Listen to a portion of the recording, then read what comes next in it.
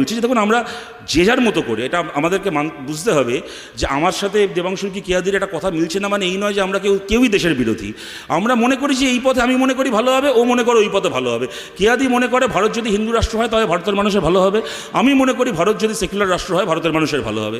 কেয়াদি মনে করে হিন্দুদেরকে ভারতে একত্রিত হয়ে ভোট দিতে হবে।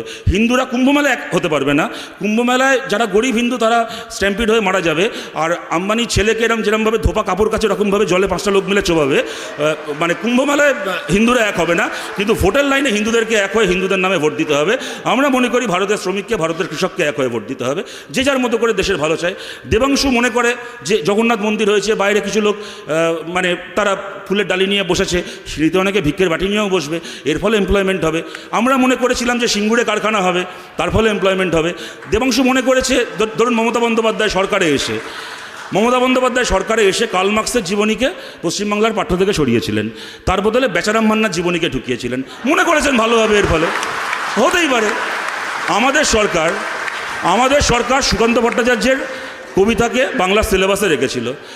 আমরা মনে করেছি সুকান্তর কবিতা বাচ্চারা পড়বে, বাচ্চাদের মানসিক বিকাশ হবে, ভালো দেশ তৈরি হবে। তো মমতা বন্দ্যোপাধ্যায় মনে করেছেন যে না, সুকান্ত ভট্টাচার্য বুদ্ধদেব ভট্টাচার্যের কাকা, সুতরাং তার কবিতা বললে বাচ্চারা বিগড়ে যাবে, তার থেকে অভিষেকের পিসির কবিতা পড়া ভালো। সেই কারণে ওনারাও ভালোই চান রাজ্যের, এটা আপনাদেরকে মানতে হবে। যে কারণে সুকান্ত ভট্টাচার্যের কবিতাকে সিলেবাস থেকে বাদ দিয়ে মমতা ব্যানার্জির 19টা বই সরকারি লাইব্রেরিতে ঢুকিয়েছেন, বাচ্চারা পড়ছে। এখন মা ডাকে হাম্বা, গরু ডাকে বুম্বা, হরে করো কম্বা, বাচ্চাদের ভালো হচ্ছে। সুতরাং এইটা বুঝতে হবে যে এটা আমাদের পথ আলাদা হতে পারে, কিন্তু আমাদের লক্ষ্য এক, আমরা সবাই ভালো করতে চাই। দেখুন আমি আমার কথাকে শীর্ষে আমাদের মধ্যে সবচেয়ে ছোটো, এবং সত্যি ও যখন কথা বলেছে আমরা প্রত্যেকে অত্যন্ত মুগ্ধ হয়ে শুনেছি, অত্যন্ত ভালোভাবে কতগুলো কথা বলেছে। আমি জাস্ট দুটো কথা বলছি। এক, শীর্ষা আপনি যেটা বললেন যে আর্জেন্টিনার মানে আমাদের উইমেন্স টিম ওয়ার্ল্ড কাপ জিতলো, এবং তার সঙ্গে আর্জেন্টিনার উদাহরণটা দিয়ে বললেন যে আজকেই আমরা খালি রাত জাগিনি, 2022-এও আমরা রাত জেগেছিলাম। তার কারণটা হচ্ছে আমাদের একটা অ্যাড্রিনালিন হয় যখন আমরা একটা দলকে সাপোর্ট করি, তার জয়টা দেখতে চাই। কথাটা একদম ঠিক।